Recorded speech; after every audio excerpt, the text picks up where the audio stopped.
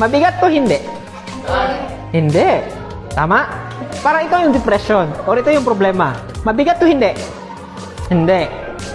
Sa palagay mo, pag hinawakan ko to ng 5 minuto, mabigat ito hindi? Hindi pa rin. Nagbago ba yung sukat niya? Yung bigat niya? Wala.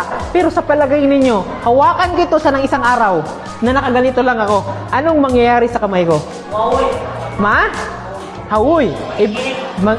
Something na masakitan yung kamay ninyo. How much na lang kung 2 araw? Ano mangyayari sa kamay ko? Mangangalay. Ibig sabihin sasakit na. Pag 3 araw, mamamaga na to. At pag 5 araw, 10 araw, anong mangyayari sa kamay ko? May tendency na hindi mo na magagalaw sa sobrang sakit nito. Ganon din yung problema na mayroon kayo.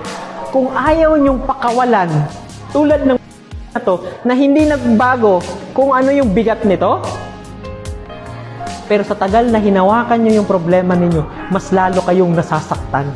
Pero ang pinakasagot, para hindi na masaktan yung kamay ninyo,